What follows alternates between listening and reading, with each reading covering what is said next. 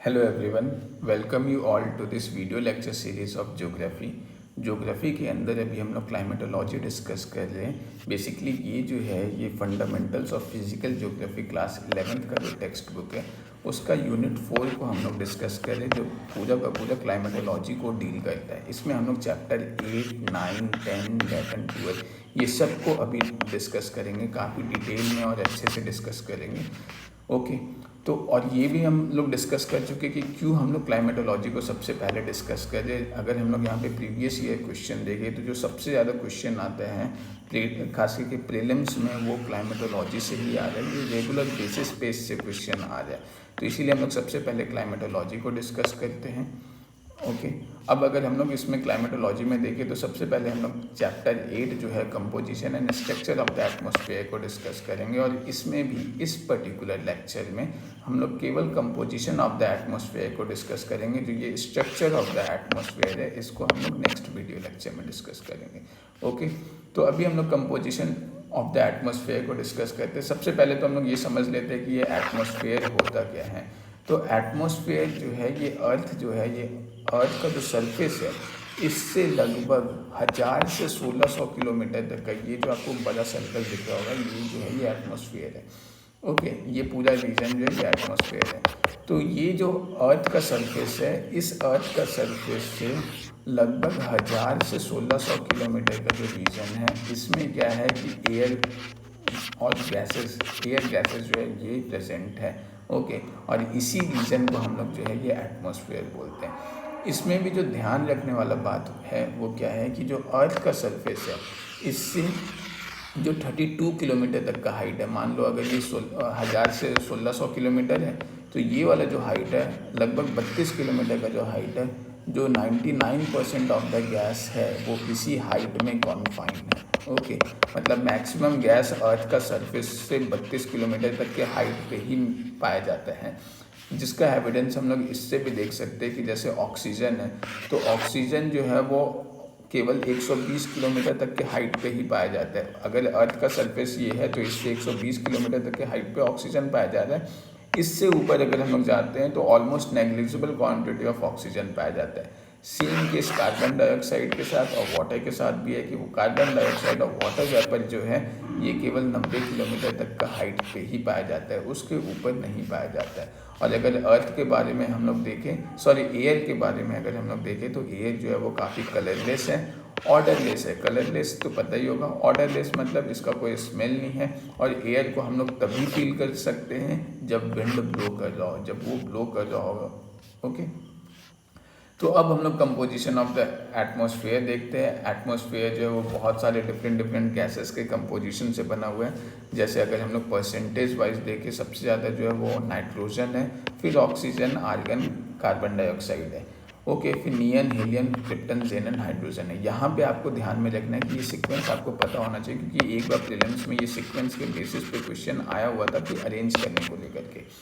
Even अगर इसमें हम लोग देखें तो ये ध्यान में रखना है कि जो आर्गन है वो कार्बन डाइऑक्साइड से ज़्यादा है। आर्गन का क्वांटिटी 0.93% है, जबकि ये कार्बन डाइऑक्साइड 0.036% है। ओके, तो ये आपको ध्यान में रखना है कंपोजिशन ऑफ द एटमॉस्फेयर में। उसके बाद जो है अगर हम लोग गैसेस को देखें तो गैसेस देखने से पहले एक हम लोग प्लैंक्स लॉ को डिस्कस कर लेते हैं। प्लैंक्स लॉ क्या बोलता है? प्लैंक्स लॉ के अकॉर्डिंग जो बॉडी जितना ज़्यादा गर्म होगा वो बॉडी उतना ही ज़्यादा एनर्जी रेडिएट करेगा और उस एनर्जी का वेवलेंथ उतना ही ज़्यादा छोटा होगा। मतलब hotter the body more energy it will radiate and shorter the wavelength of that radiation. Okay, जैसे अगर यहाँ पे सन है तो सन क्या है, काफ़ी ज़्यादा गर्म है, तो ये बहुत ज़्यादा गर्म है तो ये बहुत ज़्यादा एनर्जी भी रेडिएट करेगा और इसका जो वेवलेंथ होगा वो काफ़ी ज़्यादा छोटा होगा।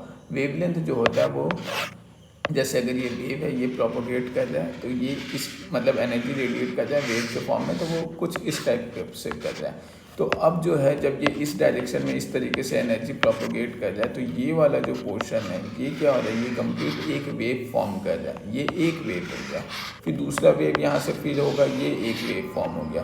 तो ये जो है ये जो एक वेव फॉर्म कर रहा है तो ये वाला जो लेंथ है इस लेंथ को हम लोग क्या बोलते हैं, ये हो गया आपका वेव लेंथ। ओके, तो जो बॉडी अब यहाँ पे क्या है कि जो बॉडी जितना ज़्यादा गर्म होगा वो बॉडी उतना ही ज़्यादा एनर्जी रेडिएट करेगा और उसका वेवलेंथ उतना ही ज़्यादा छोटा होगा। मतलब कि अगर सन से जो एनर्जी रेडिएट हो रहा है उसका वेवलेंथ क्या होगा, काफ़ी छोटा होगा। लेकिन अगर मान लो अर्थ है, अर्थ भी गर्म हो जाए तो अर्थ तो सन के कंपेयर में उतना ज़्यादा गर्म नहीं है। अगर सन बहुत ज़्यादा हॉट है या अर्थ जो है वो केवल हॉट है या मतलब सन के कंपेयर में कोल्ड है, तो उस केस में अर्थ से जो एनर्जी रेडिएट होगा वो क्या होगा, उतना ज़्यादा छोटा नहीं होगा। अर्थ का जो रेडिएशन होगा उसका एनर्जी वेवलेंथ जो है वो काफ़ी ज़्यादा लंबा होगा। ओके, तो ये चीज़ ध्यान में रखना है कि जो बॉडी जितना ज़्यादा कोल्ड होगा वो उतना ही कम एनर्जी रेडिएट करेगा और उसका वेवलेंथ उतना ज़्यादा लंबा होगा। ओके, ये जो है ये प्लैंक्स लॉ का कॉन्सेप्ट है। अब ये कॉन्सेप्ट को यूज़ करके अब हम लोग कार्बन डाइऑक्साइड का और ग्रीन हाउस गैस का कॉन्सेप्ट डिस्कस करेंगे। देखो कार्बन डाइऑक्साइड के बारे में क्या है। कार्बन डाइऑक्साइड जो है इसका एक बहुत ही इम्पॉर्टेंट फीचर जो है वो क्या है कि जो इनकमिंग सोलर रेडिएशन है, मतलब सन से जो भी एनर्जी आ रहा है अर्थ पे, उसके लिए तो ये बिल्कुल ही ट्रांसपेरेंट है, लेकिन जो अर्थ का टेरेस्ट्रियल रेडिएशन है उसके लिए ये बिल्कुल ओपेक है। इसका मतलब क्या है कि सन का जो इनकमिंग सोलर रेडिएशन है ये क्या है, ये बिल्कुल छोटा वेवलेंथ के फॉर्म में है। ये वेवलेंथ क्या है, काफ़ी छोटा है। अब ये सन से एनर्जी आया, अर्थ को क्या किया, हीट किया। अर्थ अब क्या हुआ, ये गर्म हो गया, काफ़ी ज़्यादा हॉटर हो गया। अब लेकिन ये सन के कंपेयर में ये क्या है, ये सन तो बहुत ज़्यादा गर्म है, तो इसका एनर्जी क्या था, काफ़ी ज़्यादा छोटे वेवलेंथ के फॉर्म में था।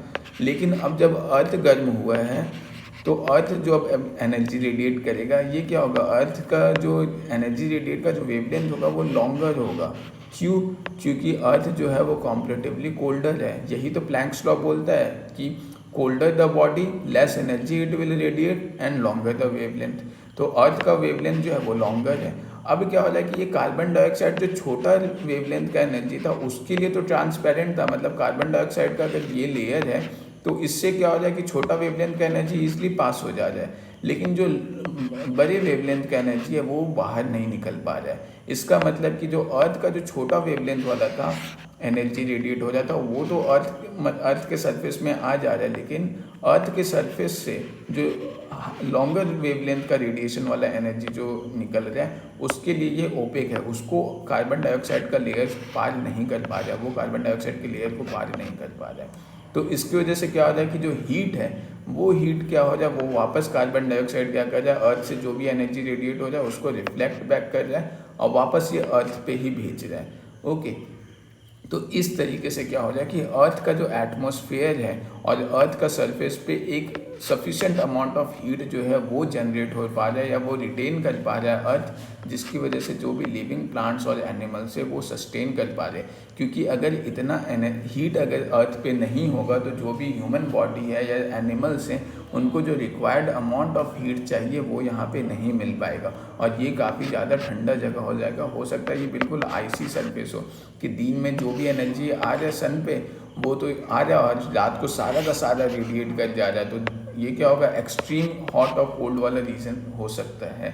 ओके, तो इसलिए यहाँ पे कार्बन डाइऑक्साइड का बहुत इंपॉर्टेंट रोल आ जाता है कि कार्बन डाइऑक्साइड जो है वो एक तो एनर्जी जो है मतलब हीट जो है वो एक्यूमुलेट कर रहा है अर्थ पे, और साथ ही साथ ये जो है अर्थ पे जो है वो लिविंग थिंग्स के लिए भी काफ़ी ज़्यादा इम्पॉर्टेंट हो जाता है। और ये फेनोमेनन को ही हम लोग क्या बोलते हैं, ये फेनोमेनन जो भी गैस करता है उन सभी गैसेस को हम लोग ग्रीन हाउस गैस बोलते हैं और इस फेनोमेनन को ग्रीन हाउस इफेक्ट बोलते हैं। और ऐसा करने वाला केवल कार्बन डाइऑक्साइड ही एक गैस नहीं है, NO2 हो, SO2 हो, ऑक्सीजन हो, मीथेन हो, ये सभी गैस जो है ये सब के सब जो है वो ग्रीन हाउस गैस है। इवन जो वाटर वेपर होता है H2O वाटर वेपर के फॉर्म में, ये भी ग्रीन हाउस गैस का काम करता है। ओके, तो ये चीज़ आपको यहाँ पे ध्यान में रखना है। तो अगर हम लोग यहाँ पे गैसेस को देखें तो जैसे ये कार्बन डाइऑक्साइड है, तो कार्बन डाइऑक्साइड जो है ये हम लोग देखें कि किस तरीके से इनकमिंग सोलर रेडिएशन के लिए ये ट्रांसपेरेंट है। क्यों? क्योंकि जो वेवलेंथ है सोलर रेडिएशन का वो क्या है, शॉर्टर वेवलेंथ है, क्योंकि ये बहुत ही ज़्यादा हॉटर बॉडी है प्लैंक्स लॉ के अकॉर्डिंग, और जितना ज़्यादा हॉटर बॉडी वो उतना ही ज़्यादा एनर्जी रेडिएट करेगा और उसका वेवलेंथ छोटा है, तो उसके लिए ट्रांसपेरेंट है। लेकिन जो अर्थ का टेरेस्ट्रियल रेडिएशन है, जो आउटगोइंग टेरेस्ट्रियल रेडिएशन है, उसके लिए ये ओपेक है। क्यों? क्योंकि इसका जो वेवलेंथ है वो काफ़ी लॉन्गर वेवलेंथ है। ओके, तो जिसकी वजह से क्या होता है कि ये कार्बन डाइऑक्साइड जो है वो कुछ पार्ट तो टेरेस्ट्रियल रेडिएशन का एब्जॉर्ब करता है, लेकिन बाकी सब वापस अर्थ सरफेस पे रिफ्लेक्ट कर देता है। जो हम लोग देखें कि किस तरीके से सारा वापस अर्थ सरफेस पे ये जो ग्रीन हाउस गैसेज है वो रिफ्लेक्ट कर दे रहा है। ओके, और इसी इफेक्ट को हम लोग क्या बोलते हैं, ग्रीन हाउस इफेक्ट भी बोलते हैं। ओके, अब अगर यहाँ पे हम लोग सेम दूसरे गैस के बारे में देखें, एक चीज़ और ध्यान में रखना है ग्रीन हाउस गैस से रिलेटेड, कि अब यहाँ पे मेनली यहाँ पे ग्रीन हाउस इफेक्ट का क्या था कि यहाँ पे सफिशिएंट अमाउंट ऑफ हीट को जनरेट करना। अब जैसे जो भी रीज़न है, अगर हम लोग देखें, अगर ये फिजिकल मैप में देखें तो जो टेम्परेट रीजन है, ये यूरोप वगैरह का हो गया, या रशिया का साइबेरिया वाला पोर्शन हो गया, या कनाडा यूएस का रीजन हो गया, तो ये सब तो काफ़ी ज़्यादा कोल्डर एरियाज है। अगर यहाँ पे एग्रीकल्चर करना है तो एक सफिशिएंट अमाउंट ऑफ हीट चाहिए होगा। तो वो हीट कैसे होगा, तो उसके लिए क्या होता है कि ऐसे लोकेशंस पे क्या होता है, एक ग्रीन हाउस गैस बनाया जाता है, मतलब ग्रीन हाउस चैम्बर बनाया जाता है। इसमें क्या होता है कि ये जो ग्रीन हाउस चैम्बर होता है वो सन का इनकमिंग रे के लिए तो ट्रांसपेरेंट होता है क्योंकि ये शॉर्टर वेवलेंथ का है, लेकिन जो आउटगोइंग रेडिएशन होता है यहाँ से, ये जब सरफेस गर्म होता है और यहाँ से जो आउटगोइंग रेडिएशन होता है उसके लिए ये कम्प्लीटली ओपेक होता है। तो जिसकी वजह से क्या होता है कि यहाँ पे ये जो हीट है वो रिटेन हो पाता है, और ये जो प्लांट्स है उसको एक रिक्वायर्ड अमाउंट ऑफ जो हीट चाहिए होता है वो मिल पाता है, और यहाँ पे फिर एग्रीकल्चर जो है या हॉर्टिकल्चर जो भी करे वो पॉसिबल हो पाता है। तो ये यहाँ पे हम लोग देख सकते हैं कि किस तरीके से ग्रीन हाउस का यूज़ किया जा रहा है, और यहीं से ये ग्रीन हाउस इफेक्ट का टर्म भी आया है। ओके, तो ये हम लोग देख सकते हैं। फिर एक जो है ये ओजोन लेयर का कॉन्सेप्ट है। ओजोन लेयर में अगर हम लोग देखें तो ओजोन लेयर अर्थ का सरफेस से 10 से 50 किलोमीटर के हाइट पे पाया जाता है जनरली। ओके, और इसका काम क्या है कि ये फिल्टर की तरह काम करता है। ये जो भी सन का जो अल्ट्रा वायलेट रेज है इसको एब्जॉर्ब करता है और अर्थ के सरफेस पे पहुंचने से प्रिवेंट करता है। जैसे अगर हम लोग यहाँ पे देखें तो ये अगर ओजोन लेयर है, तो ये ओजोन लेयर क्या कर रहा है कि ये अर्थ का एटमॉस्फेयर है, ये पूरा अर्थ का एटमॉस्फेयर है। ओके, और ये अर्थ का एटमॉस्फेयर में इस जगह पे कहीं स्ट्रेटोस्फेयर का लोअर लेयर पे कहीं ये जो है ये ओजोन लेयर है। स्ट्रेटोस्फेयर क्या होता है हम लोग आगे देखेंगे, लेकिन अभी ध्यान में बस इतना रखो कि ये 10 से 50 किलोमीटर के हाइट पे यहाँ कहीं जो है ये ओजोन लेयर है। अब ये जो ओजोन लेयर है ये क्या कर रहा है, सन का जो रे है, ये जब रे आ रहा है तो इसमें एक अल्ट्रा वायलेट रे भी होता है, और ये अल्ट्रा वायलेट रे जो है ये काफ़ी ज़्यादा हार्मफुल होता है, क्योंकि ये जो है ये जब अगर अल्ट्रा वायलेट रे अर्थ के सरफेस पे पहुंच जाए तो उस केसेस में क्या होगा कि जो भी प्लांट्स और एनिमल्स हैं उनके डीएनए में चेंजेस आ सकता है, म्यूटेशन में दिक्कत आ सकता है, स्किन डिजीजेस हो सकता है, स्किन इन्फेक्शन हो सकता है, कैंसर हो सकता है, बहुत सारा डिजीज़ हो सकता है। तो इसीलिए ये जो ओजोन लेयर जो है वो क्या कर रहा है, ये जो यूवी रेज है, अल्ट्रा वायलेट रे है सन का, उसको अर्थ के सरफेस पे पहुंचने से प्रिवेंट करता है, उसको वापस रिफ्लेक्ट बैक करता है या ऑब्जॉर्ब कर लेता है। ओके, तो ये ओजोन गैस का काम है। ओके, फिर अगर हम लोग देखें प्राइमरी ग्रीन हाउस गैस कौन कौन सा होता है, तो ये वाटर वेपर हो गया, CO2 हो गया, CH4 हो गया, N2O हो गया और ओजोन हो गया। ये जो है ये क्या है, ये प्राइमरी ग्रीन हाउस गैस है। अब हम लोग वाटर वेपर के बारे में देखते हैं, और ये चीज़ ध्यान में रखना है जो हम लोग ऑलरेडी डिस्कस कर चुके हैं कि जो ये वाटर वेपर है ये भी क्या है, ग्रीन हाउस गैस का काम कर रहा है। इवन जो वाटर वेपर है ये कार्बन डाइऑक्साइड से भी ज़्यादा डिस्ट्रक्टिव है। जो एक्चुअल ग्रीन हाउस इफेक्ट होता है वो वाटर वेपर की वजह से ही होता है। अगर हम लोग यहाँ पे देखें तो बेसिकली क्या होता है कि जब कार्बन डाइऑक्साइड जो है ये क्या हो रहा है, ये सरफेस मतलब पूरा अर्थ के लेयर पे क्या हो रहा है, इस जगह पे पूरा टेम्परेचर को वार्म कर रहा है अर्थ के एटमॉस्फेयर में। अब जब टेम्परेचर वार्म कर रहा है तो ये जो पानी है, ये पानी क्या होगा, इवॉपरेट करना स्टार्ट करेगा। ये इवॉपरेट करेगा और यहाँ पे क्या बनेगा, वाटर वेपर बनेगा। अब जब ये वाटर वेपर बनेगा तो ये भी ग्रीन हाउस इफेक्ट का काम कर रहा है। ये भी क्या कर रहा है, अर्थ का रेडिएटेड एनर्जी को वापस रिफ्लेक्ट कर रहा है अर्थ में ही। तो ये इससे क्या होगा, जो एटमॉस्फेयर है वो और भी ज़्यादा गर्म होगा, फिर और जो पानी है वो फिर से इवॉपरेट करेगा, और भी ज़्यादा पानी इवॉपरेट करेगा, फिर वाटर वेपर बनाएगा, और ये वाटर वेपर फिर क्या करेगा, फिर अर्थ का जो भी रेडिएटेड एनर्जी है वो उसको वापस रिफ्लेक्ट करेगा और फिर से वाटर वेपर बनाएगा। तो ये जो है ये ज़्यादा हार्मफुल होता है वाटर वेपर, मतलब ये हार्मफुल इस सेंस में कि ये हार्मफुल नहीं बोल सकते, ये वाटर वेपर जो है इसका ग्रीन हाउस में ज़्यादा योगदान रहता है। ये ग्रीन हाउस इफेक्ट हार्मफुल तब हो जाता है जब हम लोग जो CO2 वगैरह हो गया या N2O हो गया, ये सब का प्रोडक्शन हम लोग ज़रूरत से ज़्यादा करने लगे। जैसे सपोज़ कर लो ये जो है कार्बन डाइऑक्साइड का परसेंटेज 0.036% है। अगर इस परसेंटेज को हम लोग बढ़ा रहे तब ये नेचुरल जो बैलेंस है वो बिगड़ जाता है, तब ये हार्मफुल होता है कि जितना रिक्वायर्ड अमाउंट ऑफ हीट चाहिए था उससे ज़्यादा हीट मिलना स्टार्ट हो गया, तो वो फिर क्या होता है, वो हार्मफुल हो जाता है। अब हम लोग आते हैं वाटर वेपर को हम लोग डिस्कस कर रहे थे बेसिकली। तो वाटर वेपर जो है ये वेरिएबल गैस है। वेरिएबल गैस क्यों है? वेरिएबल गैस का मतलब क्या है कि ये जो है ये हर जगह सेम क्वांटिटी में नहीं है। वाटर वेपर कब फॉर्म होता है? वाटर वेपर फॉर्म होने के लिए दो कंडीशन चाहिए। एक तो पानी मिलना चाहिए, जिस जगह पे पानी होगा वहाँ वाटर वेपर होगा। लेकिन क्या केवल पानी से वाटर वेपर बन जाएगा? नहीं, साथ ही साथ क्या चाहिए, हीट भी चाहिए। जिस जगह पे पानी है और हीट है दोनों है, वहाँ पे क्या होगा, वाटर वेपर का फॉर्मेशन होगा। अगर मान लो कहीं पे पानी है, जैसे पोलर रीजन हो गया, टेम्परेट रीजन हो गया, यहाँ पे भी पानी है लेकिन वहाँ पे हीट नहीं है, तो उस केस में वहाँ पे वाटर वेपर क्या होगा, काफ़ी कम होगा। ट्रॉपिकल रीजन हो गया या इक्वेटर हो गया, वहाँ पे क्या है, काफ़ी लार्ज अमाउंट ऑफ पानी भी है और वहाँ पे हीट भी बहुत ज़्यादा है, क्योंकि टॉरिड रीजन में क्या होता है, हमेशा सन का रे जो है एटलीस्ट साल में एक बार तो कम से कम डायरेक्ट फॉल होता ही होता है। तो ट्रॉपिकल रीजन जो टॉरिड रीजन है उसमें क्या है कि हीट भी है और पानी भी है, तो इस जगह पे क्या होगा, वाटर वेपर बहुत ज़्यादा होगा।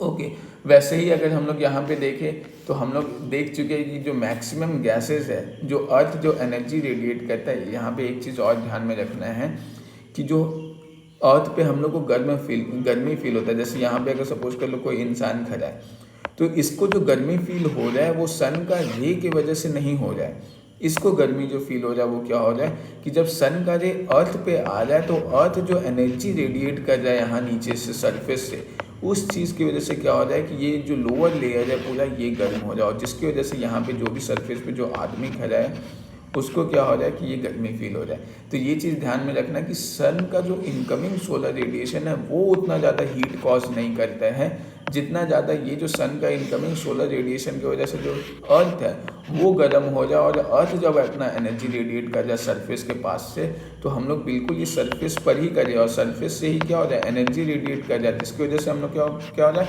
कि सरफेस पे ज़्यादा गर्मी फील हो जाए। इसका मतलब कि अगर सपोज कर लो ये सरफेस से हम लोग जितना दूर जाएंगे उतना क्या होगा, उतना ही कम हम लोग को हीट फील होगा।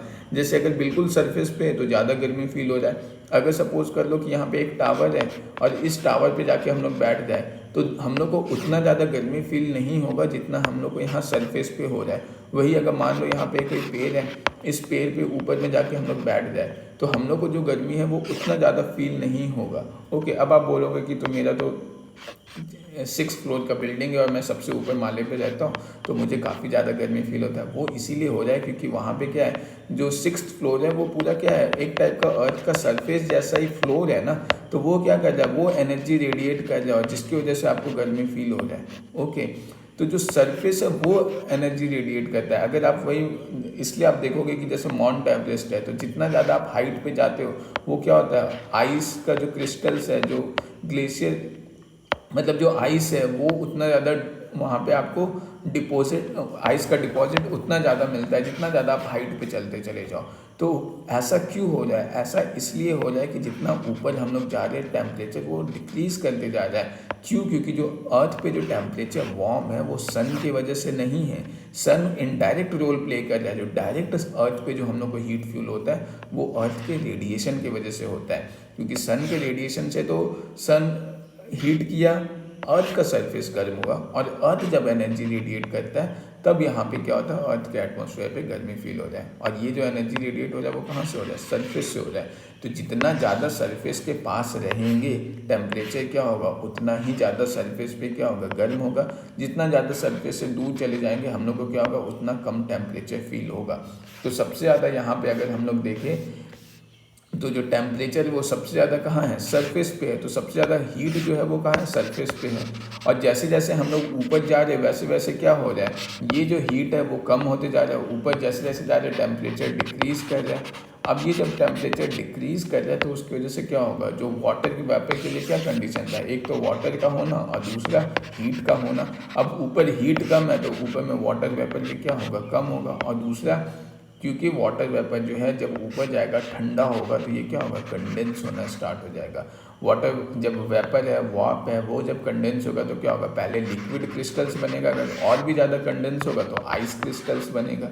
ओके, जो हम लोग देख सकते हैं कि अगर मान लो ये ग्लास है, ग्लास में अगर पानी है, गर्म पानी है, इसको जो है अगर हम लोग ठंडा फ्रिज में रखें तो पहले ग्लास के बाहर क्या होता है, ड्रॉपलेट्स बनना स्टार्ट हो जाता है। लेकिन वही अगर फ्रीज़र में रख दे और भी ज़्यादा टेम्परेचर डिक्रीज़ कर दे तो उस केस में क्या होता है, ग्लास के बाहर आइस क्रिस्टल्स जो है वो पूरा बनना स्टार्ट हो जाता है। ओके, तो वो जो वेपर है वही तो यहाँ पे बन रहा है क्रिस्टल्स या वाटर वेपर, तो सॉरी लिक्विड फॉर्म में। तो ये चीज़ ध्यान में रखना है कि जैसे जैसे हम लोग ऊपर हाइट पे जा रहे हैं टेम्परेचर डिक्रीज़ कर रहा है और उसकी वजह से जो वाटर वेपर है वो हाइयर टेम्परेचर पे उतना ज़्यादा नहीं मिलता है। मतलब with increase in altitude water vapour जो है वो डिक्रीज़ करेगा। ओके, और ये सेम कॉन्सेप्ट जो है वो हम लोग इसमें भी लगा सकते हैं कि अगर हम लोग ये अर्थ का लेयर देखें, ये टॉरिड रीजन वाला अगर हम लोग यहाँ पे देखें तो ये देखो अर्थ का ये जो पोर्शन है सबसे ज़्यादा सन का डायरेक्ट रे कहाँ पे आ रहा है, ये टॉरिड रीजन वाले पोर्शन में आ रहा है। तो जो सन का रे है वो सबसे ज़्यादा किस जगह पे पड़ रहा है, इस जगह पे पड़ रहा है। ओके, तो यहाँ पे पानी भी काफ़ी ज़्यादा है, वाटर भी है, ऊपर से यहाँ पे सफिशिएंट अमाउंट ऑफ हीट भी है, तो सबसे ज़्यादा वाटर वेपर क्या हाँ होगा, ये वाले रीजन में होगा। और इस जगह पे क्या है, हीट बहुत कम है, भले वाटर है, अंटार्कटिका में भले वाटर है, हीट नहीं है। तो जैसे जैसे हम लोग इक्वेटर से पोल की तरफ जाएंगे वाटर वेपर क्या होगा, डिक्रीज़ करेगा। ओके, क्योंकि सबसे ज़्यादा हीट यहीं पर है इक्वेटर में, सब क्योंकि सन का डायरेक्ट रे यहाँ पे साल में 2 बार फॉल होता है। और जैसे जैसे इक्वेटर से पोल की तरफ जाएंगे टेम्परेचर ठंडा होते जाता है इन जनरल, हमेशा नहीं, कुछ एक्सेप्शंस है। तो इन जनरल अगर हम लोग बोले तो इक्वेटर से जैसे जैसे अगर हम लोग पोल की तरफ जाते हैं तो टेम्परेचर डिक्रीज़ करता है, और जिसकी वजह से यहाँ पे क्या है कि वाटर वेपर जो है वो भी डिक्रीज़ करता है। सबसे ज़्यादा वाटर वेपर जो है वो इक्वेटर वाला पोर्शन में पाया जाएगा और धीरे धीरे ये घटता जाएगा। लेकिन इसमें एक एक्सेप्शन है जो ध्यान में रखना है। एक्सेप्शन क्या है, एक्सेप्शन ये क्या है, ये बेसिकली आपको ये समझना होगा। नहीं, इसमें एक्सेप्शन नहीं है, ये यहाँ पे बस ये इतना ही चीज़ है जो आपको ध्यान में रखना है।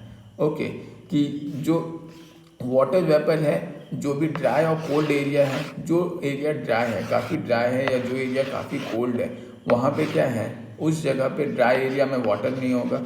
कोल्ड एरिया है तो वहाँ पे सफिशिएंट अमाउंट ऑफ हीट नहीं होगा। तो वैसे रीजन में जैसे डेजर्ट हो गया, ये काफ़ी ड्राई एरिया है, हॉट है, गर्मी तो है लेकिन वहाँ पे क्या है, पानी नहीं है। पोलर रीजन हो गया, यहाँ पे पानी तो है लेकिन हीट नहीं है। तो वैसे एरिया में क्या है, जो वाटर वेपर का परसेंटेज है वो 1% से भी कम है।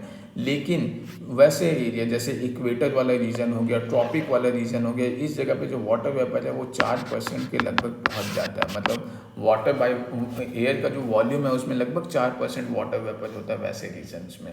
ओके, और जैसा कि हम लोग डिस्कस कर चुके हैं कि वाटर वेपर जो है वो इक्वेटर से पोल की तरफ जाते वक्त डिक्रीज करता है, जो अभी हम लोग जस्ट डिस्कस किए।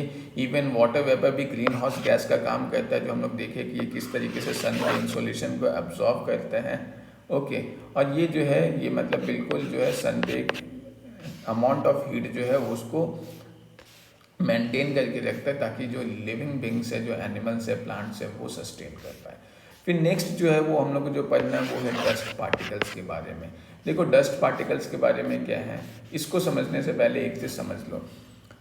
जो डस्ट पार्टिकल्स है, यहाँ पे डस्ट पार्टिकल्स हम लोग बहुत ही छोटे सॉइल पार्टिकल्स को बोलते हैं, सॉल्ट पार्टिकल्स को बोलते हैं, या डार्क स्मोक हो गया, या एसेस हो गया, या फिर पॉलन ग्रेन्स हो गया, ये सब डस्ट पार्टिकल्स में आते हैं।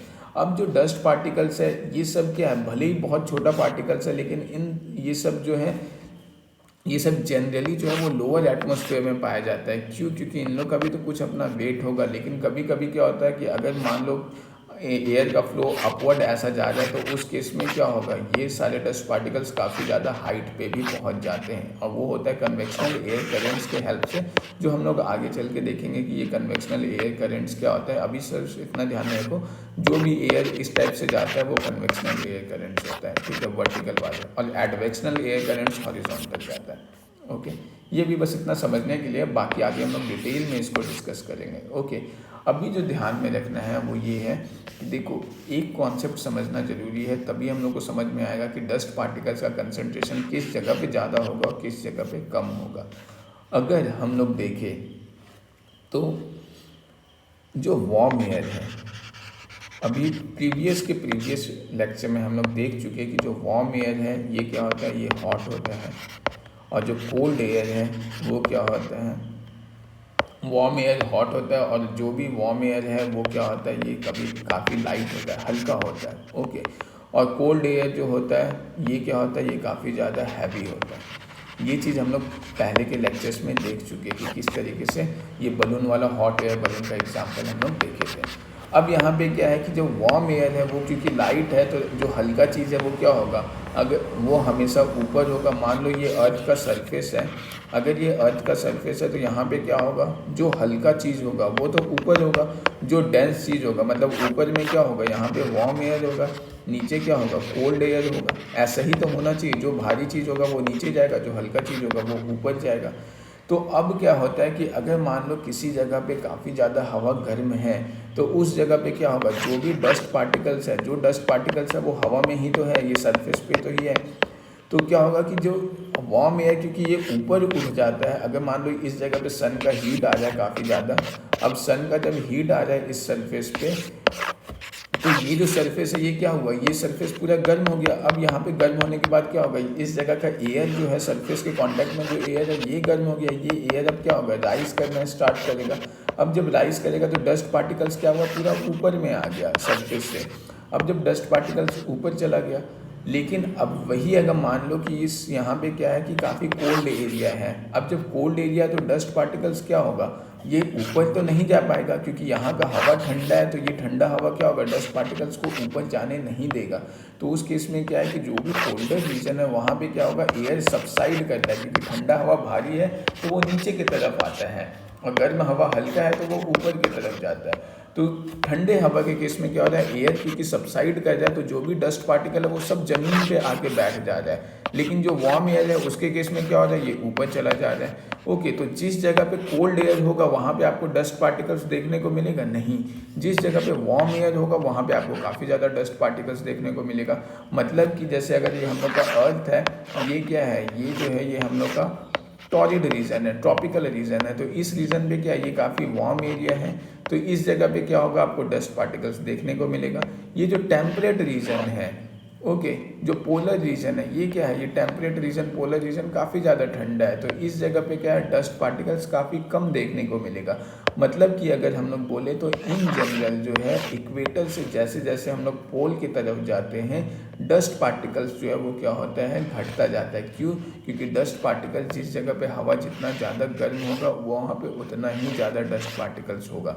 लेकिन इसमें एक चीज़ जो ध्यान में रखना है कि सब ट्रॉपिकल रीजन जो है यहाँ पे डस्ट पार्टिकल्स सबसे ज़्यादा होता है, और उसके बाद ट्रॉपिक्स में और फिर टेम्परेट में, मतलब ये सब ट्रॉपिक्स में सबसे ज़्यादा होता है। बाकी तो सेम वही है कि जैसे जैसे ट्रॉपिकल रीजन से हम लोग इक्वेटर की तरफ जाएंगे घटता जाएगा, मतलब सबसे ज़्यादा ट्रॉपिक, फिर टेम्परेट, फिर इक्वेटर।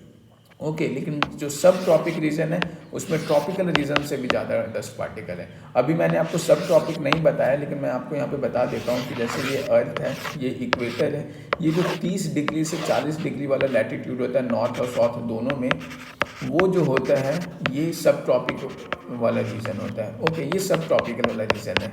अब बेसिकली यहाँ पे कॉन्सेप्ट क्या है, जब हम लोग फेरल सेल, हेडले सेल पढ़ेंगे तब आपको ये यहाँ पे अच्छे से समझ में आएगा कि होता क्या है कि ये जैसे इक्वेटर है, तो इक्वेटर पे सन का डायरेक्ट रे यहाँ पे पड़ रहा है, तो उसकी वजह से क्या होगा कि इस जगह पे जो भी यहाँ पे सन का जब डायरेक्ट रे आएगा तो यहाँ पे जो वाटर वेपर है वो क्या होगा, राइज करेगा, यहाँ पे हीट होगा, जो भी यहाँ का हवा है वो क्या होगा, काफ़ी ज़्यादा गर्म होगा।